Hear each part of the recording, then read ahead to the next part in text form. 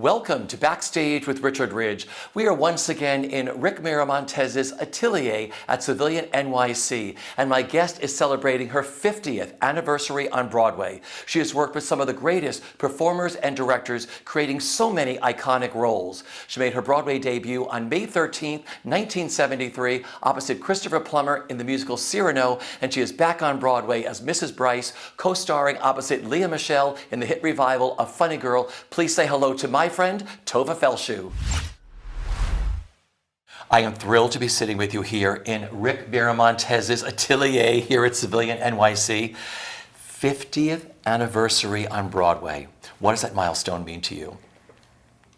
It means everything, because it has been the privilege of spending more than 2/3 of my life in front of the New York audiences and those who come to New York to see Broadway, which is a live media and a media that's extremely demanding.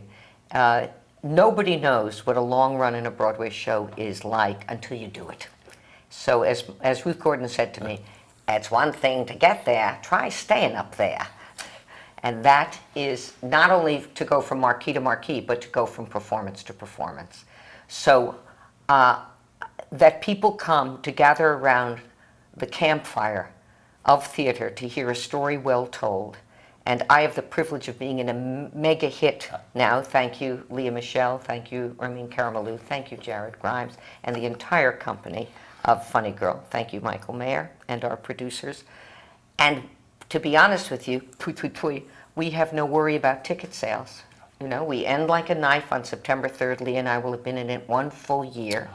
And it's a stadium event. It's a great thrill. It was an offer. I didn't audition for the role. And that this should fall into the palm of my heart at this time in my career was a real gift to go live and come back to Broadway after Pippin in Funny Girl. Yeah.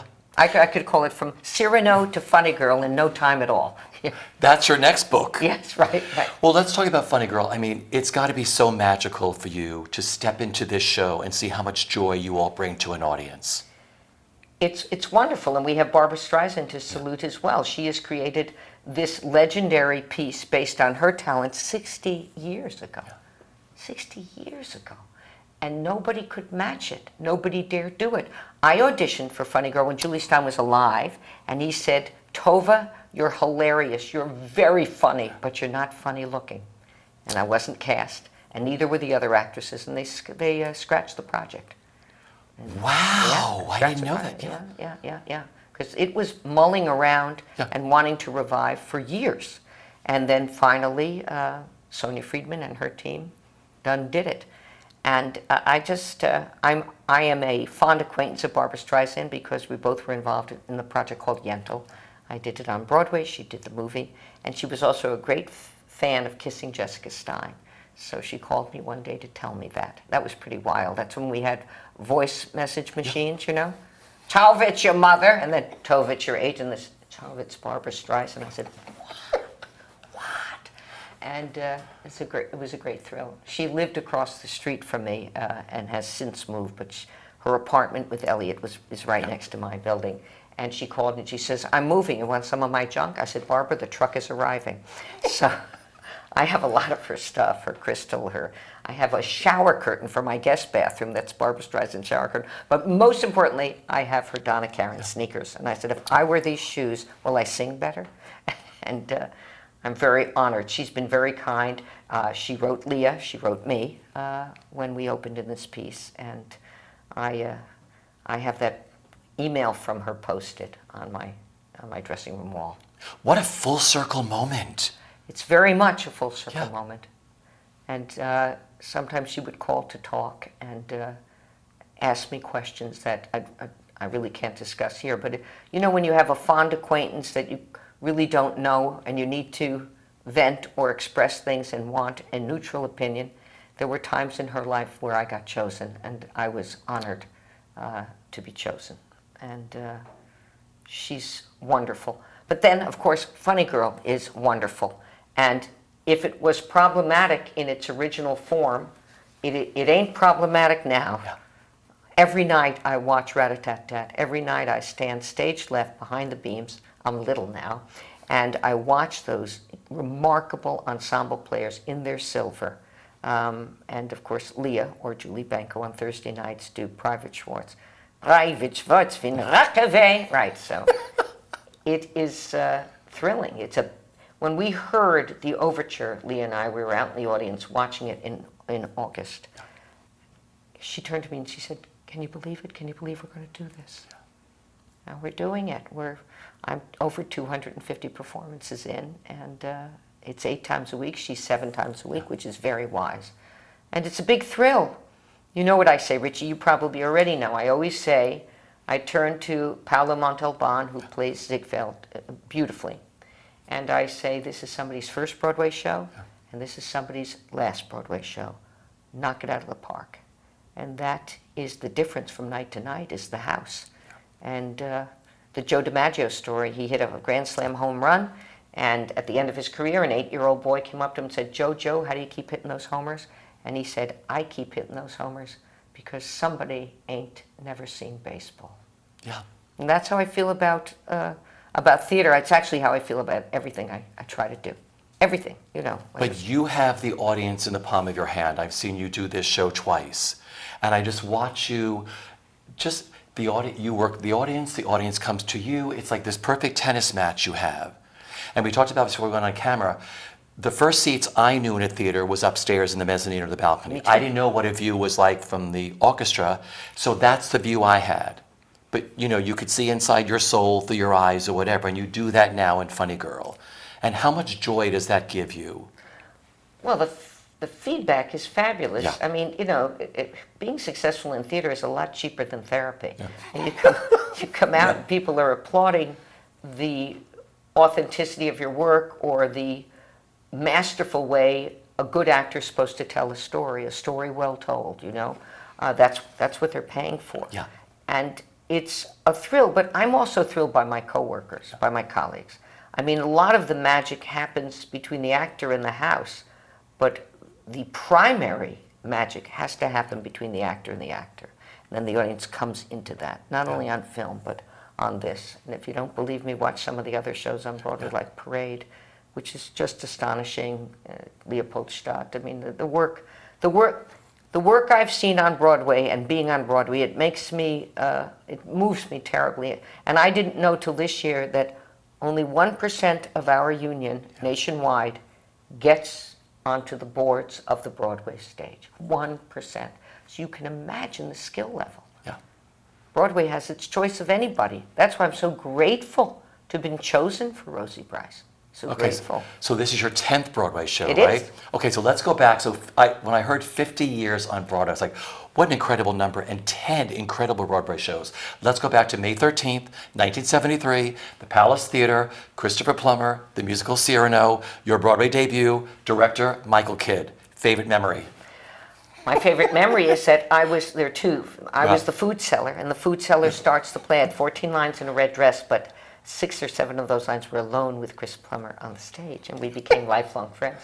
And in my Broadway debut, in that first preview at the Palace Theater in April of 1973, I started the play, The Food Seller.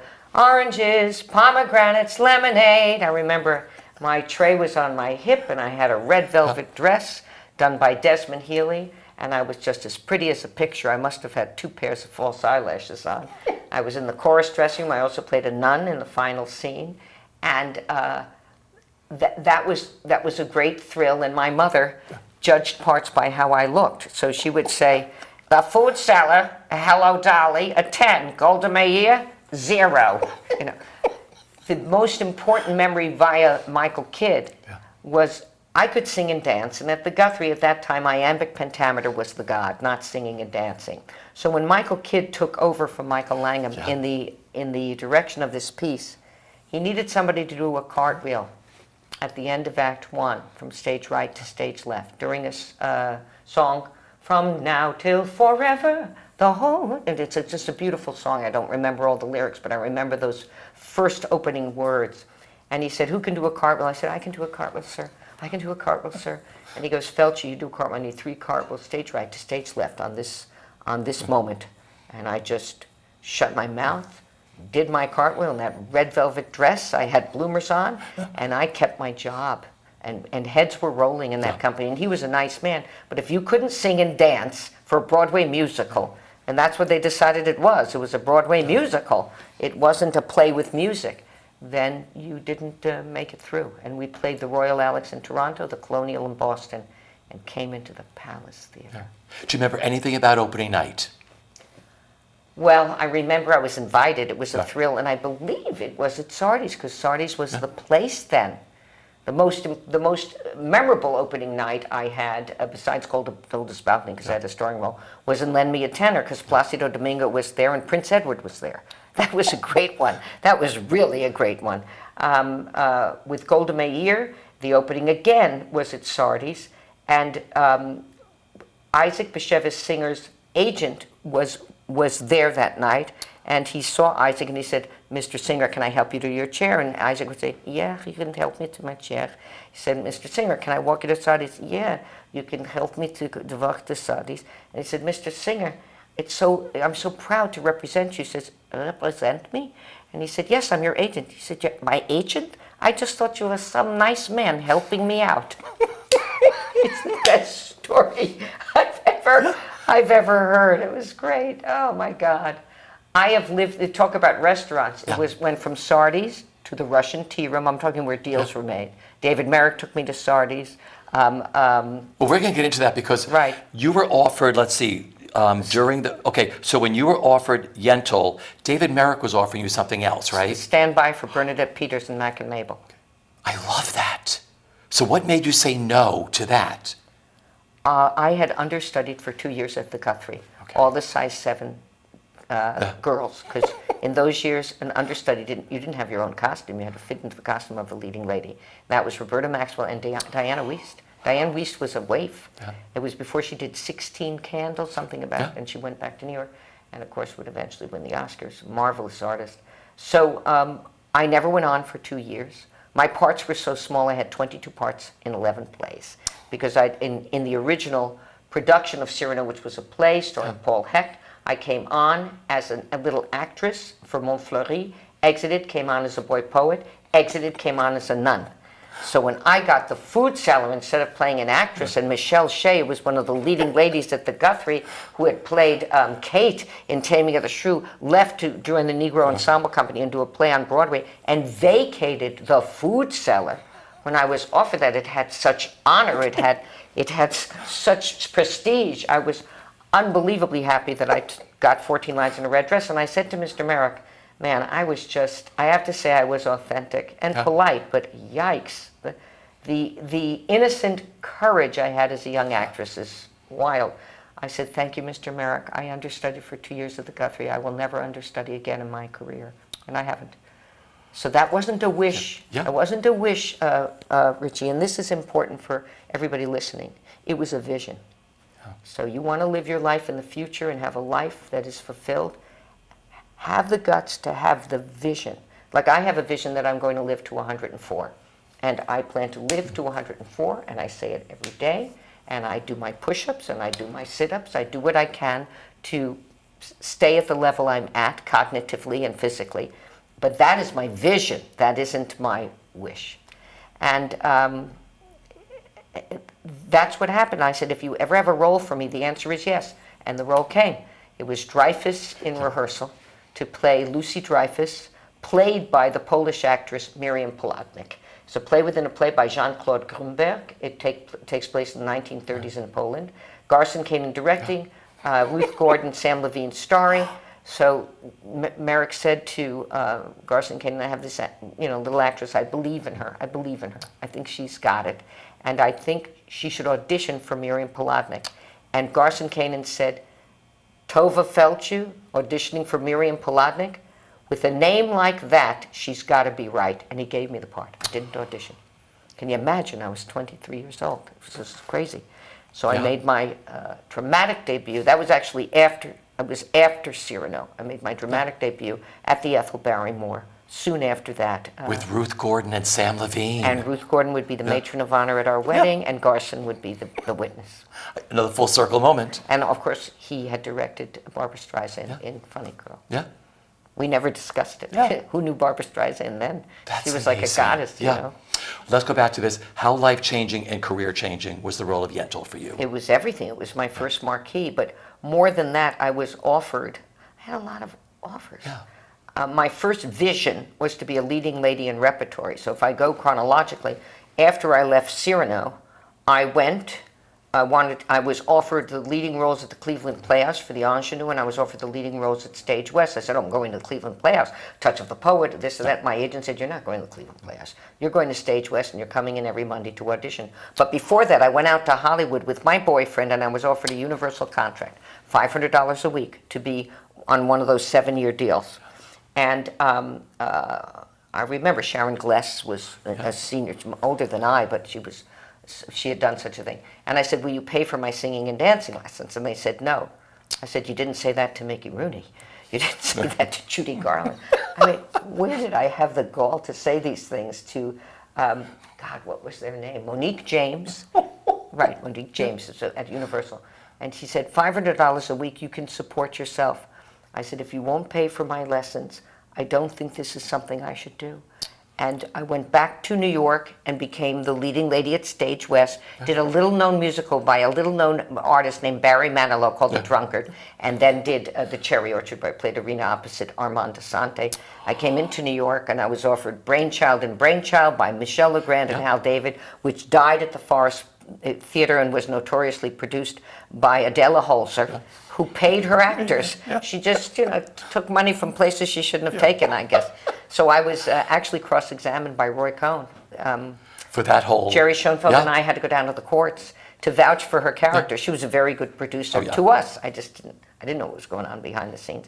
And after Brainchild failed, that's when I was offered Mac and Mabel early to be the standby, to be the pianist. And I said no, and then Dreyfus came and I took it. And from Dreyfus I was offered to be opposite Raul Julia in Where's Charlie is Amy. Once in love with Amy, always in love with Amy. So Ruth Gordon said, "Tovah, darling, you gotta take this because, it's not Jewish. You don't want to do all these Jewish things." And I was taking it. I remember that salary was $500 a week. I could have been an accountant. I always remember numbers. Circle in the Square. Circle in the Square on Broadway. So Stark Hesselton, my wonderful agent, who was at 119 West 57th Street, we said yes, and I was returning a script that was also left for me at the stage door called Yentl the Yeshiva Boy by Isaac Bashevis Singer, adapted by Leah Napolin. And I was returning. I said, "Well, I'm not going to do this, after all, Lucy Dreyfus and named Tovah Feldshuh and all this stuff."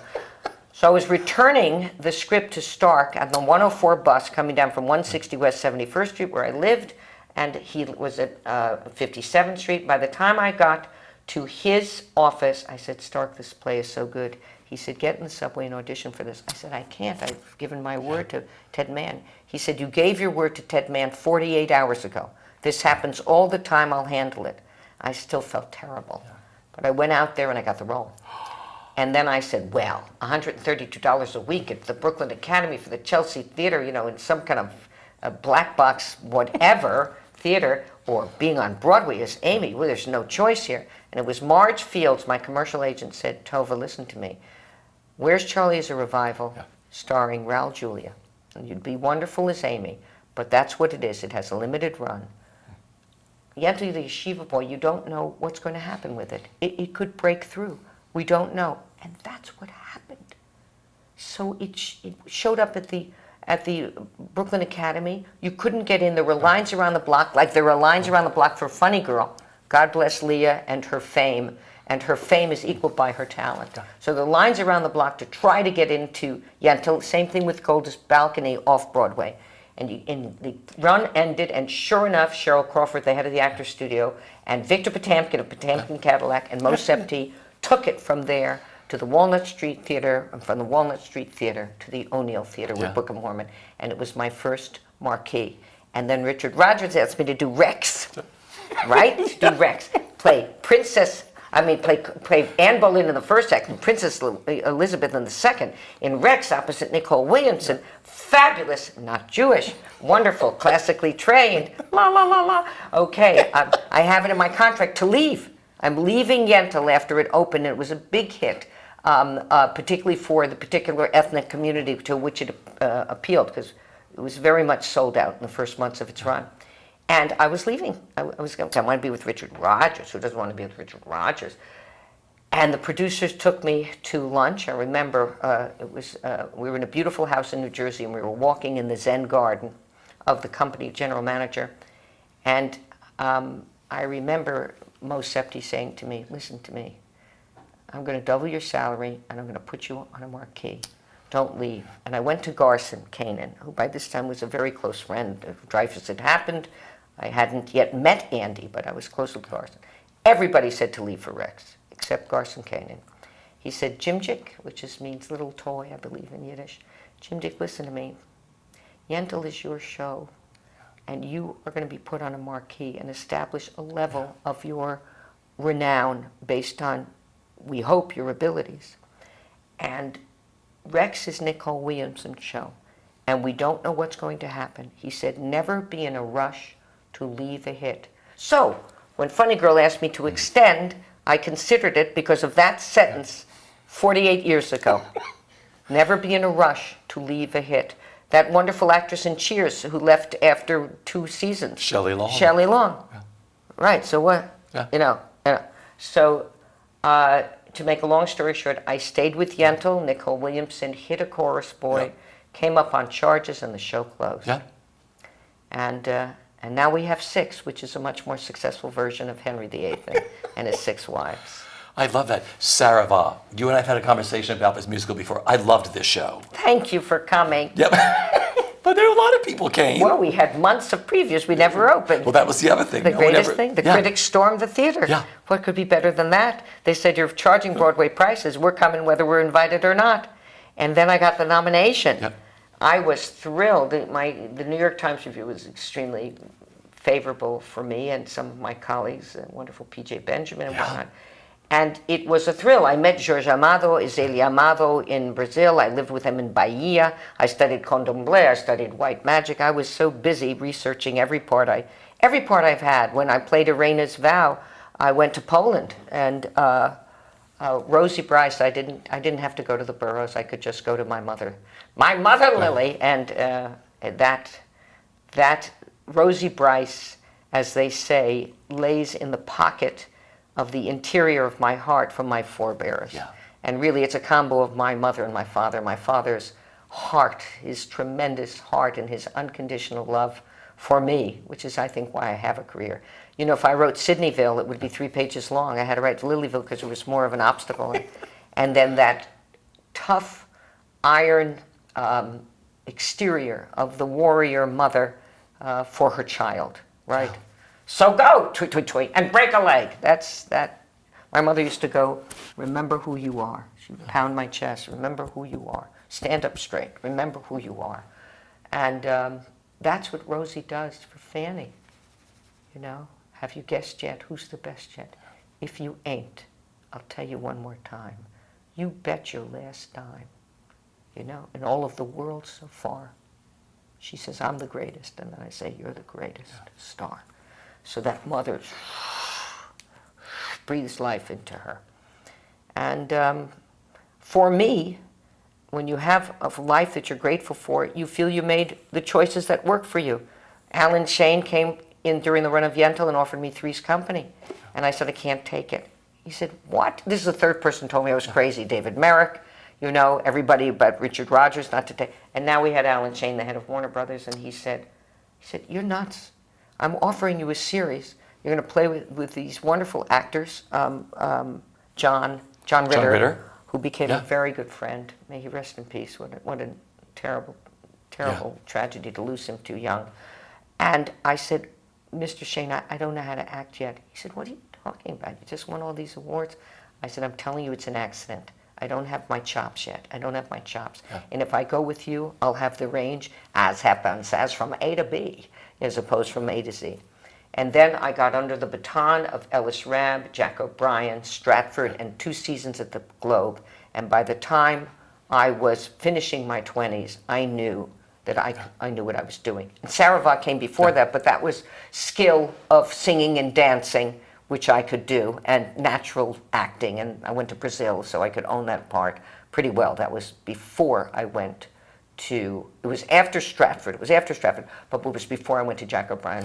When I went to the Old Globe and did 5 shows for him, which is Juliet, Isabel, and Measure for Measure, an impossible play, the title role in The Country Wife, my first one-woman show, and 2 Gentlemen of Verona. When I finished those seasons, I knew that You could act. I could act, Yeah. and that nobody would ever be able to take it from me. It's so funny. You've always been on your own path, which I think is really interesting. And, you know, Cheetah has told me the same thing. She was taught very early from her first dance teacher, stay in your lane. Oh, that's interesting. Yeah.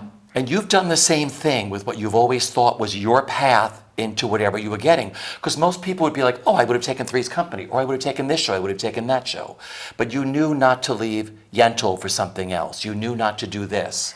I asked yeah. certain people, and whatever, Yeah. reverberated with me also, I was never a slut for fame. Yeah. I'm a slut for excellence. I need to hit my bar. Yeah. That's where I would be vulnerable if I felt that I was doing even a B+ effort on my work. So I don't know if my work is an A+, but I know I give it my best shot, and I give it my best shot every day. Yeah. And so therefore I forgive myself. I do not fault myself. And mind you, doing a long run of a Broadway musical and kicking my leg up to my head, which I've cultivated, that demands a certain kind of warm-up. Sometimes it demands wearing supports on your legs. I bike to the theater, as you may know, and bike home, usually with Jared. Jared's on an electrical scooter. Wanted me to get an electrical bike. I said, I won't stay fit. I have to take my old bike. It's a bike I took the children to nursery school on. So you ride through the city on a bike? I ride up 8th Avenue on the path, and that's where you have to be very careful, through Columbus Circle, and then it's much safer on going up Central Park West. And Jared and I live very close to each other. So we say goodbye, and I'm 5 blocks away from him. See, I love it. You can barely walk in New York because nothing's level. And there's always, so I can only imagine what it must be like on a bike. I let everybody win. I have, everybody wins. You want to go ahead of me. You want to be rude. You want to be going the wrong way on the path. That's okay. I will make room for you. But I tried to bike, and I stopped biking 1 or 2 times. I said, "Oh, I'll take care of myself. I'll take my. I have an allowance for a car and driver, which sometimes I very much use. Yeah. And then I noticed I wasn't getting to the theater sweated up, and that didn't work for me. I needed my body to be warmed up and ready to, like an athlete. Yeah. Go. To kick your leg over your head. That's why I'm wearing a sleeveless. Some of it is to show you, but a lot of it is to remind me. Sure. That this doesn't come from eating Hershey bars, I love it. Much. Lend Me a Tenor. What a cast you got to work with in that. And the part. Unbelievable. And my dear friend Jerry Sachs, because Jill Rose, his wife, was the dance captain on Cyrano. And Full circle moment again. Really helped me, because I was a very nice dancer, but it's hard to say I was a great dancer. I worked on those dance steps because Michael Kidd was such an important choreographer. And she worked with me at night, and then I had the good sense to room with her at the Avery Hotel in the Combat Zone in Boston. And I'd make her go over those steps with me. In those days you didn't have recorders in any way. Would have to get a big camera or something. So it was just thrilling. I auditioned, and before I got home, I got that part. So nice. They say no news is not good news in our business. Quick news is usually very good news in our business. So I was thrilled to get that part. I was shocked that I got another nomination and won the Drama Desk and all sorts of things. And Amanda Clare was potty trained at the Royale Theatre, which is now where Parade is playing, and it is not called the Royale Theatre. It's called the Bernard Jacobs Theatre. Right. And when she married Joel Rizzoe, it says, what did it say? Broadway baby takes a co-star. That was the headline in the New York Times to announce the engagement. I love how you have these great family stories for some of these theaters along Broadway. Brandon was a little boy at collegiate. He was in 1st grade. Amanda was 2. Yeah. Brandon had to be 6 going on 7. And I brought the whole cast to not to lend me, yes, to lend me a tenor. I think they made it through the show, and then I brought them on stage to state their name so they could say they played Broadway, they spoke from a Broadway stage, and that they made it to Broadway. I remember that they were in the first or second grade. It's a big thrill. I loved it. Of course, you learn tons of stuff, not only from Zach's, but from Victor Garber, Philip Bosco. These were comic geniuses. Geniuses. Yeah. And Jerry ain't so bad. He had Phil wait for a response before he would allow Phil to talk, and people used to just lose it. They would just, the audience would go up and smoke. I loved the experience. We stayed a very long time, and I loved the part of Maria Morelli. I could get other work done in between because my entrances sometimes were a half hour apart. But it was a wonderful experience, and that was a great opening night. Oh yeah, you know, that was a special one. Fancy. Golda's Balcony. Does that remain the longest running one-woman show? Longest running one-woman play in the history of Broadway. Yeah. And the only person who's done more performances was Victor Borga, but he's a guy. Yeah. I was in Tanglewood doing a concert. I got a call from my friend with whom I went on backroads biking tours. We were in Ireland. A wonderful woman named Phyllis, and said, "You've got to see this play. It's at Shakespeare and Company, and it's about the Prime Minister Golda Meir. It's a one-person show."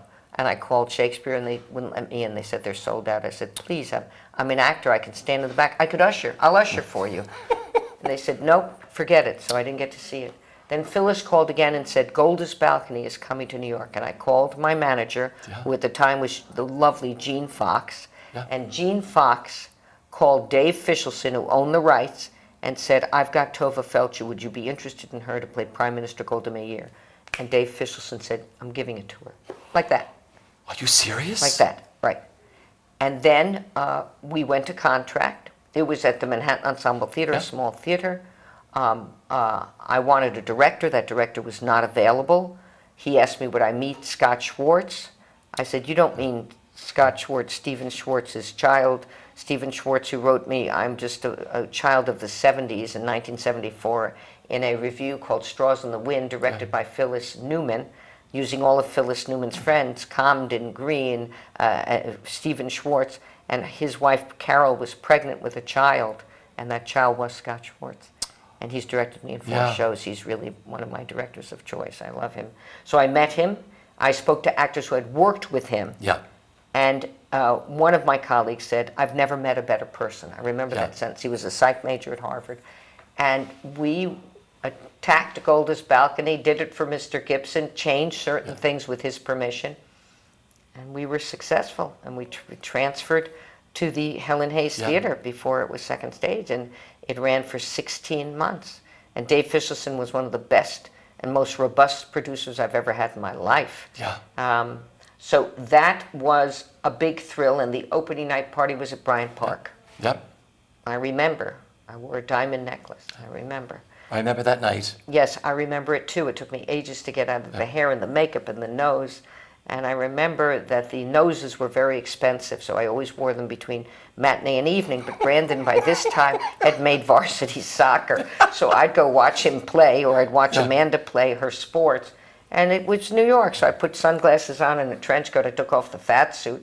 Nobody even turned around. They didn't even notice the fact that I had a babushka around and this huge proboscis.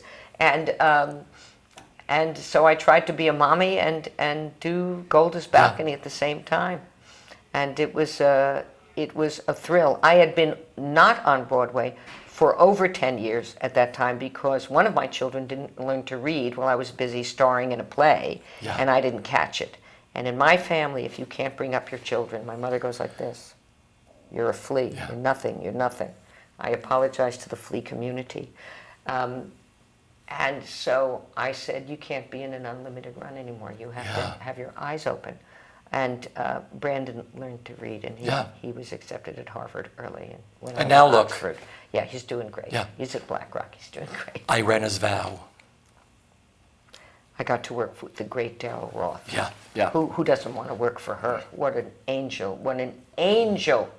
What a decent human being, a good producer, and a lady of the first rank. Really kind. So Arena's Vows started, again, it started down in CUNY. And it was this big moving hit by Dan Gordon, directed by Michael Parva, giving a lot of people their Broadway debut.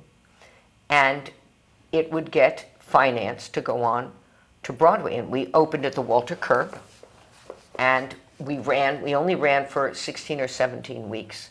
I remember that, and I was very sad about that. I thought the story was magnificent. And I remember coming up, they came to me and said, "Do you want any cast changes?" I said, "I absolutely don't. This is the debut of the rest of this company. You're not going to take it from them, you know?" And we were fine. The acting was wonderful. Tracy Chimo was in the cast. She's a genius, fabulous actress.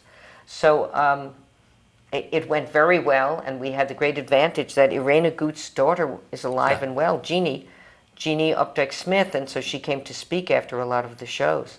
And that gave real credence to the entire extraordinary story, the beautifully written story.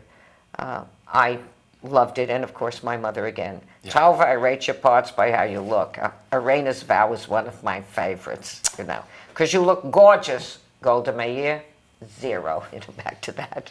But you might not have run as long as you wanted to, but the point is the people that did come to see that show, it's something that stays in our memories forever. I was so honored to do it, and what's come my way, you know, at certain times in your life, you don't want to get typecast. And the only time I've had trouble with casting are from people of my faith who don't want to be too Jewish. Never from people not from my religion. And I'm an American, and I'm assimilated. Am I a good student? Very good, very, very diligent.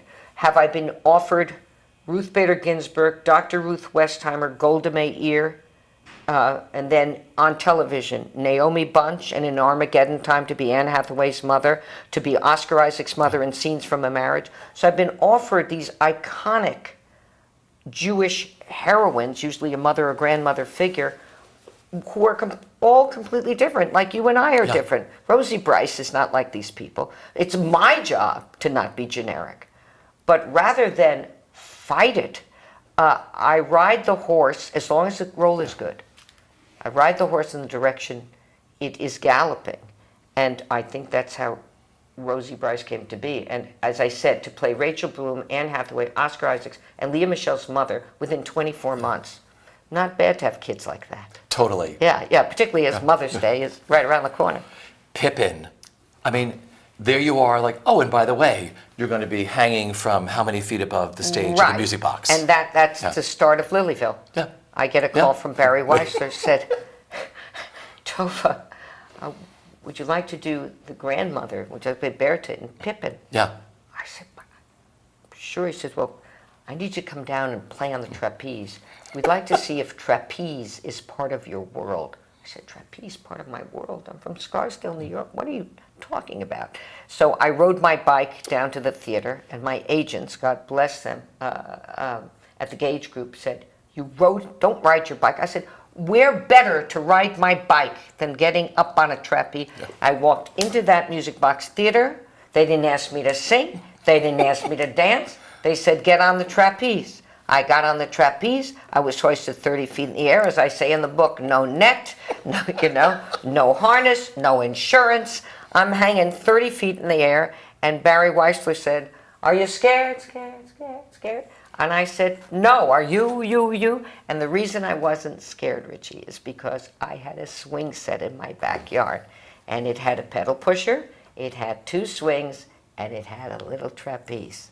And I would hang on that metal bar in my green snowsuit with a matching hat, little boots in the winter, and in the summer, in my brother David's hand-me-down brown shorts and one of his shirts, looking like a real tomboy. And I'd hang upside down on my knees, which is something I would do eventually in the show. I loved being on the trapeze. And listen, you hang an old bird singing upside down a hit tune on a trapeze, it engenders hope in everybody. And if you did your job for Diane Paulus as Berta in Pippin, you'd stop the show. And you did. Right. No, well, I hope so. Yes, no, you did, because I was there many times, and like I said, you stopped the show. You know that story about Lily. I said, Mommy, how did you like the show? She said, that you should have to earn a living like this, and on a trapeze yet. Well, that's what I want to get into. This book is superb. You and I spoke during COVID. Lilyville is such a fantastic book. It's a story of you, your mother, your father, your family, a career. It's all beautifully put together in this book. How proud are you of Lilyville? I'm thrilled, and I hope to make it a series. Yeah. And I have to turn that wish into a vision when I get to it. At the moment, my life is really consumed by Funny Girl, but that's what I want to do, at least to play my mother and have somebody else play Tovah, or play my mother and play Tovah, and get to 2 nominations within one show for 2 different people. I They mean, do that if now. Eddie Murphy can do Yeah. it, why can't I? Yeah. In all events, when I was asked to write a celebrity autobiography, I said, I'm not an international celebrity. I need to write something that's universal. Let me write about my 65-year relationship with my 103-year-old mother, and how we started out acres apart and eventually became trees that grew and bowered together. And I wrote the piece, this was a turning point for me, in the form of a play. Because my dearest friend, Jeff Harner, said, what do you know best? I said, theater. He said, write it at least in the form of a play. So it's in 3 acts. Instead of chapters, I give you scenes. And between the chapters, the in-ones, something that Jared Grimes does brilliantly in Funny Girl, you know, you put the actor behind in front of the shallow curtain for the audience as all the scenery is changing behind him, which is what we do 8 times a week at the August Wilson. So in between the chapters are anecdotes of either Lilyisms or my career, RBG, going into being Rachel Bloom's mother in Crazy Ex-Girlfriend, etc. And it is a piece that I hope hits the universal about every parent with every child, and the power of conditional versus unconditional love. I mean, we have, I believe, Richie, that we wake up in the morning and we make it up, and then we go to bed at night, and we hope to do that for 90 years. And that we have certain traits in our personality, some are perhaps genetic, but some are handed to us from environment that become so effortless that we mistake it for our personality. We mistake it for our character. Some are virtues, some are not. We have protectors that go over this to protect us against people who don't like us and people who are not operating the way we operate and people who don't love us. And there's this whole drama going on. And then underneath this mess or this traffic jam is the core of the human being, that which shines, let us say, the divine light, the best of us. So the idea as you grow older, and I've been around for a while, is to operate from the best of you and clear out the debris. Because if you are in touch with your own, I can't say divinity, but your own highest self, that thing that Anne Frank writes about at the end, saying, I believe all people are good at heart.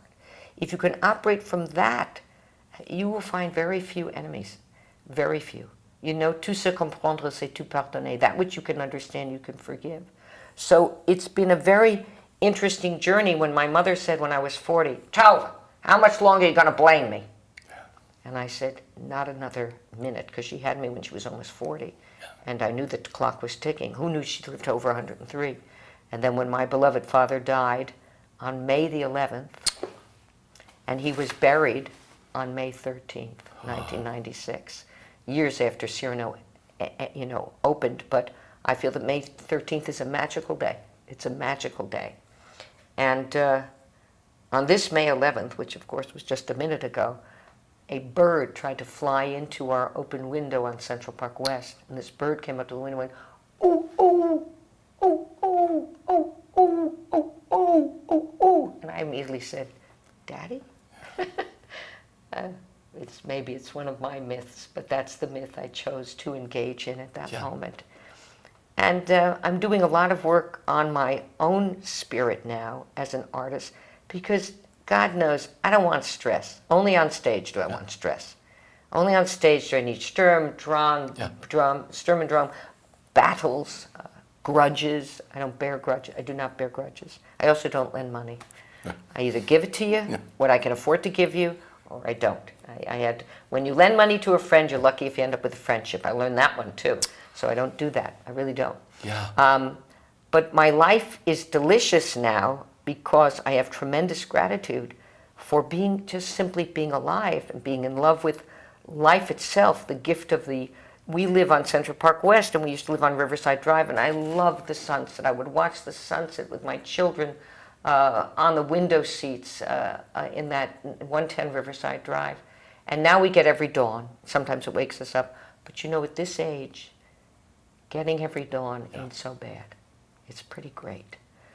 And that's it, you know. I watch, my children are grown, they're married, I have 4 grandchildren. So I watch my husband the way I watch my children. My job is to preserve and protect Andy. And he's doing beautifully, and we're married 46 years and have known each other 47 years. And I'm very, I can tell you that the third act of marriage is as romantic as the first, because you've buried your parents together. Yeah. You know death. You know that this can't go on forever. And it's like the run of any play. Whenever I get a little bit tired or weary about Funny Girl, I said, wait a minute, Tovah. Think about September 4th. This thing ends like a knife on Sunday, September 3rd. September 4th, you, like the entire acting community in your show, goes into the black hole of unemployment and into a whole different non-exposure situation. And it's a wonderful exhalation. I will love it. I will go to our house on Long Island. I will swim in the sea. I will rest. But every day counts. Yeah. You know, before we went on camera, you asked me, when did you and I meet? Yes. And I just came to my mind now, you got married to Andy and your wedding was at the Plaza. Plaza. Right. But for your show business friends who couldn't be there, you held your party at Ted Hook's backstage. That's right. And that's where I was Ted's head waiter, and I remember that party so vividly. And I think that's when you and I really first were eye to eye that day. I visually know that whole party where it took place in the green room at Ted Hook's. That's where we met. It was such a wonderful time. Right?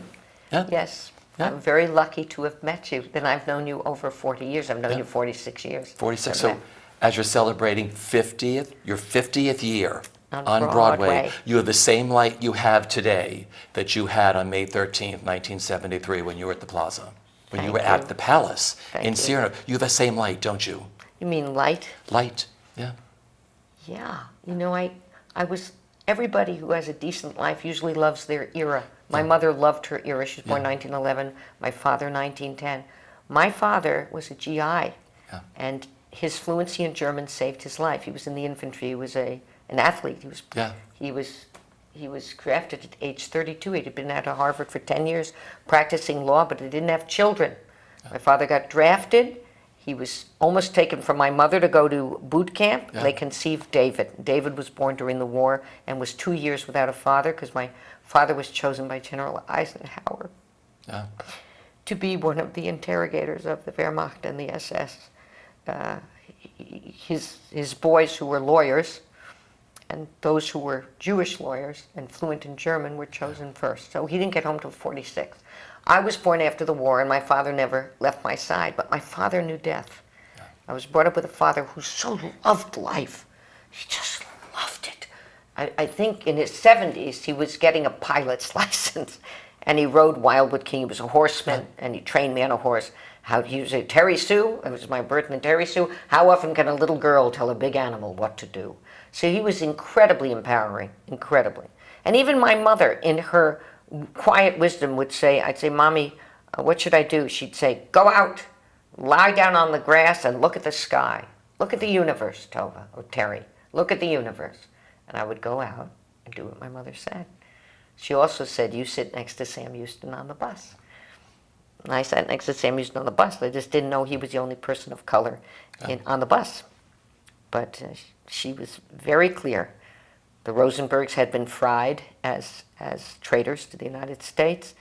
It was in the later part of the 50s, and it was a 3-room schoolhouse. And Sam Houston and his family had moved into Scarsdale on Saxon Woods Road. And that's, if I understand properly, they had a lovely house, but that's where they were allowed to live. Because in the old days, that's where the slave quarters were in the first years of America. Because, you know, Jefferson had slaves. People lived in the North, had slaves. It wasn't just the South. Those things didn't get straightened out till later.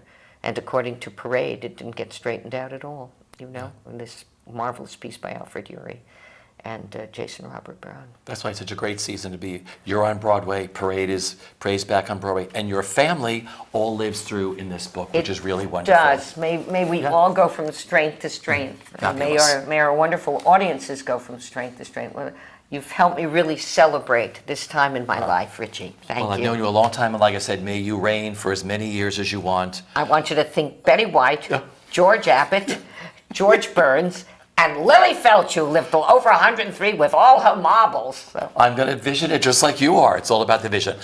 I adore you. Congratulations on this anniversary. Love you.